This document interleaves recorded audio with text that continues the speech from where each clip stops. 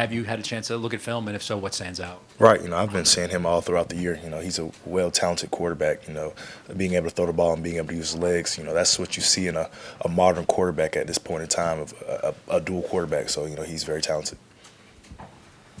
Jalon, we saw Smael make his return on Saturday. What did you see from him as he worked back from injury, and how big is it for you guys at inside linebacker getting Smael back? Right, Smile's a resilient, person and player. It was just a great opportunity to see him go out there. I actually shared his first snap with him. And, it was just a full circle moment. Me coming in as a freshman, him being the guy who was starting, and then him finally getting back, under his feet. Getting the opportunity to play. It was just a great thing to see him back out there. Jalon, you guys are very process-oriented over being concerned about results week in, week out. When it does come after a loss, how do you describe what that process is, the very next week? How much does it differ at all from a win? How much more attention to detail, things like that? Right, we move on and just get ready for our next game. Like you said, we're very process-oriented, and that's part of the process, just getting over that hump and moving on to the next week and what's important at hand.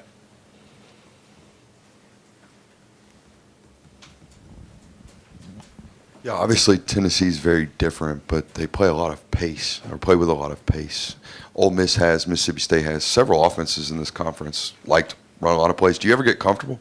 Do you ever get used to playing against a defense that plays a lot of pace? Right, being, like you said, there's a lot of teams that have pace, and the way we practice the pace, we do get comfortable in that situation, making sure we practice enough and prepare enough that when we get to the game, it's just very normal for us to get ready and get lined up to play.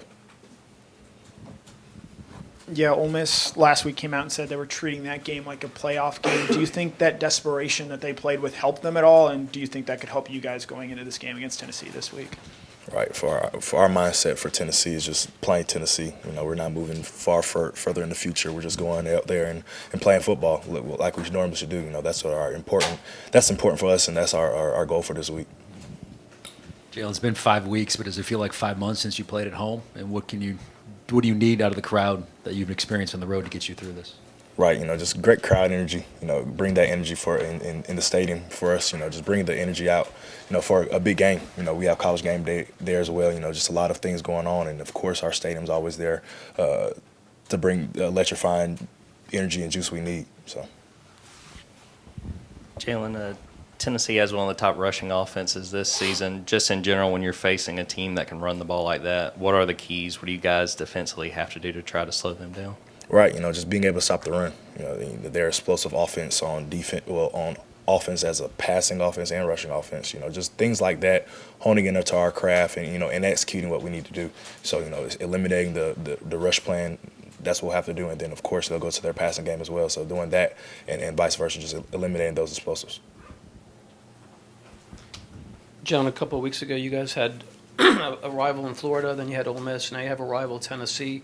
I know you're a North Carolina guy, so you didn't necessarily grow up with these rivalries, but do you think rivalry games mean more to players, or not necessarily with these 12-team playoff era? Right. I'm not familiar from being North Carolina, but I mean there is a rivalry, I guess you say, for this game. But it's for us. To me, it's just another SC football game.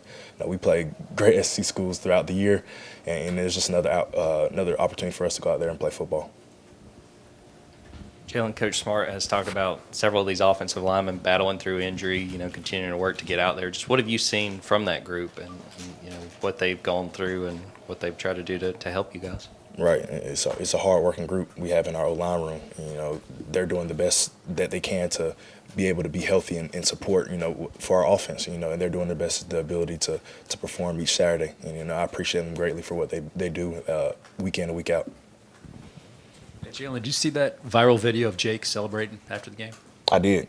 As a leader and someone who was playing in that game, what was your reaction and what would you say to him? Right, just a mistake. But, I mean, that's just for Coach Smart's hands. It's nothing I can really comment in and speak about on.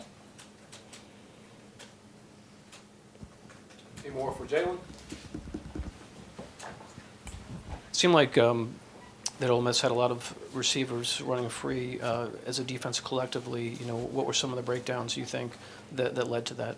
Right, just a lot of things that the Ole Miss offense had prepared, and what we needed to have answers to. Sometimes we just didn't have that answer for it. But I feel that communication and things on that are part of our end, comes of that as well. But I mean, just having better communication and being able to execute well at a high level to prevent those things happening. Okay, thank you, Jalen.